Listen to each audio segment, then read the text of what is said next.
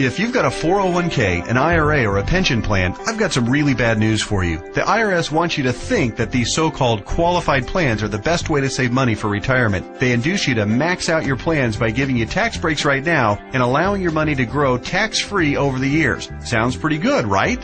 Wrong. The fact is that putting money in your 401k or IRA is almost the worst thing you could do for your retirement, because you're going to be taxed out of your gourd when you finally retire and need the money the most. Then, when you die, guess what? The IRS will hit you with a double whammy. They'll tax your estate when you die, then they'll tax whatever is left again when it is inherited by your heirs. And on top of the tax problems, you'll also have to deal with market volatility that can kill your portfolio. Just think about 2001 and 2008. What if there were a way to avoid tax burdens at retirement, avoid portfolio-killing down years in the market, and virtually eliminate any worries you may have about outliving your money during retirement? On this video, I want to show you an IRS-approved class of tax-friendly retirement savings vehicles that beats the pants off your IRA, 401k, or pension plan. They've been around for years, are offered by the oldest, largest, and most financially stable institutions in the world, and allow your money to grow tax-free, just like your current qualified plan, but has zero taxes when the money is dispersed at retirement. Think about that for a minute.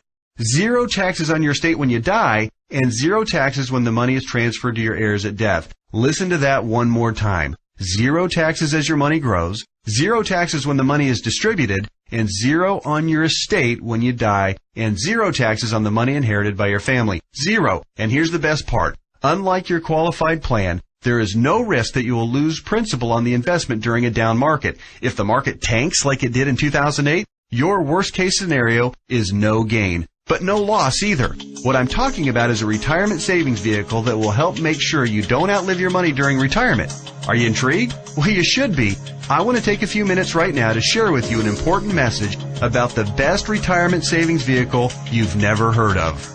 Let's start by talking about the IRS. They desperately want you to think that an IRA is the best way to grow your money for retirement. You know what? It's not even close. I'm talking about what the IRS calls qualified plans, IRAs, 401ks, pension plans, and so forth. Compared to traditional brokerage accounts where you normally buy stocks, bonds, and mutual funds, these qualified plans have some really good tax advantages. First, you can invest in a qualified plan with before tax dollars. Number two, you don't have to pay taxes on these gains every year like you do on regular stocks and mutual funds, so your money grows tax deferred. It's not taxed until you take the money out when you finally retire. That means you have more money working for you during those years leading up to retirement. Sounds pretty good, right? Well, yeah. Compared to a regular brokerage account, sure. But that's like saying a bicycle is the best mode of transportation going. Of course, a bike beats the heck out of walking, especially if you're trying to travel outside of your immediate neighborhood. But what if you're trying to travel across town or clear across the country? You might want to try a car. And what if you're trying to get overseas? Walking's out of the question. And that bicycle is pretty much worthless. You'd be much better off in a jet plane.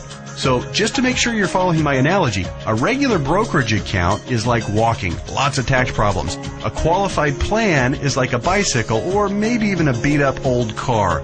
Better than walking, but not super helpful on extra long trips like, say, retirement. What I'm going to show you on this video is like having your very own top-of-the-line private jet, fully fueled and ready to go with your own personal pilot. Yeah, it's that much better. The key to really maximizing your retirement savings is to understand the difference between tax-deferred and tax-free. Under the IRS qualified plans that you probably have right now, your money is growing tax-deferred, which inherently means that it will be taxed at some point in the future. Guess when that point is? That's right, when you retire and need the money the most. You probably won't be working, tax rates will probably even be higher than they are now, and you won't have any IRS-friendly deductions for kids or mortgage interest if your house is paid off, which means that you'll be paying a huge percentage of what you take out to the IRS in taxes, which, of course, reduces the amount that you have to spend for living expenses and lifestyle. Here's another way to look at it. Uncle Sam is counting on you to pay more than your fair share of taxes when you retire. Think of how brilliant that is. Let's encourage people to contribute money by giving them a tax break now, then let that money grow tax deferred so we can get an even bigger chunk of taxes from them later. Hey, I'm all for paying my fair share of taxes, but I tell you what, giving the IRS a bare minimum of $33,000 for every $100,000 I withdraw from my qualified plan of retirement, just plain ridiculous. Look, you've paid taxes and you'll continue to pay taxes for your entire working career. Let's keep the government's hands out of our wallets at retirement, okay? For the record, that $33,000 out of every $100,000 you withdraw isn't a worst case scenario either. You realize that, don't you? With the probability that tax rates will rise, it's probably actually a best case scenario. Any right-thinking person can see that the tax rate of 40 or 50% isn't out of the question 15 or 20 years down the road. So, let's talk about this so-called jet plane of retirement savings vehicles. You know, the one that beats the pants off a regular brokerage account or qualified plan. Before I tell you exactly what it is, let me show you some of the major advantages it holds. First, tax-free accumulation. Just like a qualified plan and way better than a brokerage account, your money grows year after year without having to pay taxes on the annual gains. Compound interest can then work its magic, which allows your money to grow bigger and faster. We don't need to have a discussion about compound interest, do we? If you're not familiar, just go to Google and type "the greatest miracle of growing money ever known to mankind" and find out about the greatness of compound interest. Second, tax-free distribution. Here's where your current qualified plan starts to look really bad. When you hop on board the jet plane of retirement savings vehicles, your money not only grows tax-free, but you can also actually distribute the money at retirement tax-free. That means that on the same $100,000 distribution I just talked about, you keep all of it, regardless of the then current tax rate. 30% tax rate? You won't care. You'll pay no taxes. 40 or 50% tax rate? Let everyone else worry about that. Your retirement savings can be used tax-free. $100,000 means $100,000 to spend, not $67,000 or less. Which do you prefer? Third, tax-free transfer. With a qualified plan or with a regular brokerage account, your money will likely be taxed twice when you pass away. Once on the amount left in the account when you die, and then again when your heirs receive the leftovers as income. Great for the IRS, horrible for your estate. The jet plane of retirement savings vehicle lands smoothly here too. No death taxes, no inheritance taxes. If you've got $1 million in your account when you die, your heirs get the full $1 million. Uncle Sam? Nothing. Transfer tax laws are, however, fairly complicated, and there's some exceptions and some limitations. So ask the qualified advisor who gave you this video to discuss your situation with you. Fourth, no risk of loss of principal. Remember when the stock market lost over half its value in less than 18 months starting in October 2007? Of course you do, because your portfolio probably lost half its value or more during that same time too. Did you start having nightmares about being 82 years old and still working part-time at Walmart just to keep food on the table? Your qualified plan has no way to protect you from that kind of market volatility and downside losses. Ouch! Not true with the jet plane of retirement savings vehicles. The principal in the account never loses altitude. When structured properly, there's no chance it will lose any principal. Not a dime. Not a penny. Nothing. If you'd been on board with this in October 2007, your portfolio would probably look a whole lot prettier right now. I'll explain why and how in just a minute. Fifth, dramatically reduce the chance of outliving your money during retirement. Survey after survey show that baby boomers' #1 fear about retirement is outliving their money. And hey, you know what? That's a perfectly reasonable fear if you ask me. If you have $1 million saved and you retire at age 65, that's pretty good if you only plan on living until you're, say, 70 or 75 and if you don't have any significant medical issues. But how do you stretch $1 million or whatever amount you end up having saved by the time you retire for 15 or 20 or 30 years, especially given the increase in cost of living and the likelihood of needing specialized care if you do end up living into your late 80s or 90s? Not to worry if you ride the jet plane of retirement savings vehicles. When structured and funded properly, it'll keep on paying and paying and paying all through your 70s, 80s, 90s, and even beyond that if you're lucky enough to hit 100. Hey, you're more likely to hit 100 if you're not stressed out over money. Time to get on board. Okay. There are even more advantages, and I'll cover them in just a minute. But first, let me address that question that I know is nagging you in the back of your mind. You're saying to yourself right now, okay, this all sounds great. Everything you've said so far makes a lot of sense, and I'm interested. But hey, pal, what's the catch? We all know that anything that sounds too good to be true probably isn't. Hey, I hear you. Between Enron, Bernie Madoff, and the great stock market meltdowns of the 2000s, A healthy dose of cynicism, skepticism, or both is not only understandable, it's just plain smart. I'll tell you what the catch is, and trust me, it's more like 6 seconds of turbulence on your 6-hour flight to Hawaii on your personal jet plane than a catch. But first, a quick reality check. Just because you've never heard of this before doesn't mean that it doesn't exist, doesn't mean that hundreds of thousands of people aren't already using it, and doesn't mean that all of the advantages that I've talked about aren't absolutely real and sitting there just waiting for you. So, here's the 6 seconds of turbulence catch. Per IRS rules, you have to fund the plan I'm telling you about with after-tax dollars. In other words, you can't deduct the amount you contribute off your current year's taxes like you can with a qualified plan. That means that if you were to contribute $6,000 this year in an IRA versus this retirement savings vehicle, you'd in reality pay an extra $2,000 in taxes this year, assuming a 33% tax bracket. If you're in a lower tax bracket, naturally, your tax savings would be less. That sounds like a drawback, right? Well, actually, no. To understand why funding with after-tax dollars instead of before-tax dollars like you would with a qualified plan is not a drawback, you just need to understand the alternatives. Answer this philosophical question. If you were a farmer, would you rather pay taxes on the small sack of seeds when you purchase them in the spring, or would you rather pay taxes on your entire harvest when you sell it in the fall? Well, do the math.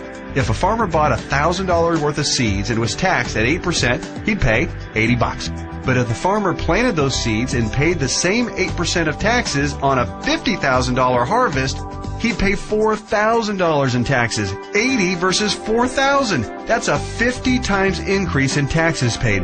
The same rationale applies to your retirement savings. In fact, the amount of money you save on upfront taxes with a qualified plan, remember, you'd save $2,000 in taxes by making a $6,000 contribution into a qualified plan, okay? Will almost certainly be dwarfed by the taxes you pay at retirement, to the tune of about 10 times at least. Here's why. If your $6,000 grows to $100,000 over the course of the next 30 years, remember the magic of compound interest. This is very reasonable. You'll pay at least $33,000 in taxes on the harvest. We already talked about this earlier. That's $33,000 straight to the IRS right when you'll be needing it the most. Would you rather pay $2,000 in taxes right now or $33,000 at least in taxes later? It's as simple as seeds and harvest. I've said it once and I'll say it again. No wonder Uncle Sam loves qualified plans so much. It's his way of protecting his financial future. Okay. So let me go ahead and draw back the curtain and show you what the jet plane of retirement savings vehicle is. Just do me a favor and hear me out, because I'm going to admit it right now, right up front, it might sound a little, well, boring right at first. That's because it's a life insurance product called Indexed Universal Life Contract, or IUL for short. Stick with me, Skipper. Don't be fooled by any stereotypes of what you may think an IUL is. This is different than any kind of whole life or variable life or universal life plan that you may have heard about or purchased in the past. The fact is, IUL is a lot more about savings than it is about life insurance, although it does do a nice job of providing that too. Hopefully the tax advantages and principal protection advantages I've told you about are clear enough and big enough to keep you interested. But you also need to know that the IUL, when structured and funded properly, beats the pants off of any other kind of retirement savings plan in every comparison category that matters, including growth potential, risk avoidance, liquidity of funds, flexibility of contributions, flexibility of distributions, longevity of distributions, and fees. Everything. Listen, insurance companies, by law and by track record, are extraordinarily conservative. Yeah, I know that AIG tanked it, and you might be thinking that all insurance companies are going bust. Nothing could be farther from the truth. Life insurance companies that offer IULs, as a rule, have massive cash reserves. One company, as an example, had operating revenues in 2008, the worst year of the recession, of $14 billion. Earnings of $1.3 billion, and cash reserves at the end of the year of $12.8 billion. There's a reason people think of life insurance companies as old, stodgy, conservative curmudgeons, because they are. Their stodgy curmudgeonness is also part of the reason you've never heard of an IUL before. Life insurance companies thrive with things like risk management, actuarial tables, and other boring life insurance stuff. But they don't know jack when it comes to communications. Go online right now and read their brochures. It's like reading hieroglyphics. Boring, painful, obtuse, hard to understand, and that's just the table of contents. But that doesn't mean that this product, Indexed Universal Life, is anything less than magnificent for creating wealth. The IUL, Indexed Universal Life, gets its name because it's indexed to the S&P 500, which simply means that it mirrors the growth of the S&P 500, which, for your information, has returned over 9% per year on average for the last 27 years, even with all the crummy years in the 1980s, right after 9/11, and 2007 and 8. Remember that? But here's the best part, and what makes an IUL so darn attractive as a retirement savings vehicle. The reason IUL accounts, when structured properly, won't lose principal is because the lowest return guaranteed by the contract is 0%. Or, in technical speak, they have a floor return of 0%. They can't lose money. If the stock market tanks for the year, your IUL contract doesn't take a big hit. It just stays even right where it is. Stated differently, an IUL locks in the gains during up years, but it doesn't participate in the down years. Take that, IRA. You can't even come close to competing with that. Everyone knows that portfolio losses are killers because you have to double up just to get back to even. You eliminate that risk with the IUL since your floor is 0% annual growth. No loss of principal. Compare that to the devastating 37.2% loss of the S&P 500 in 2008. If you were indexing your IRA against the S&P 500 and therefore did not have the 0% floor like you would with an IUL contract, if you had a $1 million portfolio on January 1st of 2008, you would have ended the year with just $628,000. Ouch! Even with the big bounce back year of 2009, where the S&P returned 23.6%, the $628,000 you had left after getting killed in 2008 would have only grown to about $775,000. Still deep in the hole. Not with an IUL. Now that brings us to the other catch of the IUL. It does offer the peace of mind of the principal protecting 0% floor, but it does also cap the gains on the upside. That means when the market has a huge growth year, your investment will be capped at somewhere in the 12 to 15% range, depending on the carrier and the contract. Don't bail out on me now. Trust me, this is not a big issue. In fact, quite the opposite. We're talking about 6 more seconds of turbulence on your 6-hour smooth plane ride to Hawaii. Here's why. Realize that huge gain years almost always follow what? That's right, huge loss years. 2003, for instance, was great, 26.3% gain in the S&P 500. But it followed 3 consecutive years, 2000, 2001, and 2002, of negative returns, 12.2, 13.4, and 24.1% respectively, negative all 3 years. Let's run those numbers. If you had $1 million in your IRA on January 1st, 2000, it would have fallen to approximately $878,000 at the end of the first year, then continued to fall to just over $760,000 at the end of 2001, and then plummeted to a measly $577,000 at the end of 2002. That same $1 million in a loss-protected IUL would have retained its worth at $1 million at the end of 2000, even though the market was down, remember? Still been worth $1 million at the end of 2001, and guess what? Still worth $1 million after 2002, even though the market got slaughtered. That's 3 consecutive down years and $423,000 in avoided losses. Wow. Then, in 2003, let's say that you were with an IUL carrier that had a 13% cap. Remember the big downside catch? It has a cap. Your $1 million would have grown to $1.13 million. It grew. Meanwhile, the qualified plan portfolio that tanked from $1 million down to just $577,000, remember that one? It would have gotten the full benefit of the 26.3% market gain, not a 13% cap like our IUL contract. Yay! But let me ask you this. Would you rather add 13% to $1 million or 26% to $577,000? 26% added to $577,000 only brings the account up to about $728,000. Again, compared to $1.13 million. This is a no-brainer. At the end of the 4-year cycle, you would have been ahead by over $400,000 with an IUL. This is real money in a worst-case scenario. The only way a qualified plan could possibly do better is if the S&P were to go up unfettered by over 15% per year for 5 or 10 consecutive years with 0 negative years. Do you really think that's going to happen? And even in the 1 in a million chance that it did, get ready to pay the tax man when you retire. I know these numbers can start to be a bit mind-numbing, but they're so critical for you to understand so you can see how to avoid getting crushed financially when you retire. Don't be afraid to rewind the video and watch that last section or the entire video again. I want to continue with the examples just a little bit further. We stopped our examples at the end of 2003. Remember, the IUL account that started with $1 million had weathered the storm and grown to $1.13 million. The IRA account hadn't done so well and had managed to eke back to $728,000, but only after a really strong 2003. Now, let's look at what happened in 2004, 5, 6, and 7. The S&P gained, in this order, 7.2, 1.2, 12.8, and 1.2% in those 4 years. Your IUL account, since it's indexed to the S&P 500, and since all of the gains were between the 0% floor, remember that, and the 13% cap, your IUL would have taken all of those same gains, 7.2, 1.2, 12.8, and 1.2%. That would take your $1.13 million account right to around $1.4 million by the end of 2007. Pretty good, right? Then, when the S&P got shellacked to the tune of 37% loss in 2008, since the lowest return your IUL account can get is 0%, guess what? The IUL account would have held steady at $1.4 million. No loss. Nice, isn't it?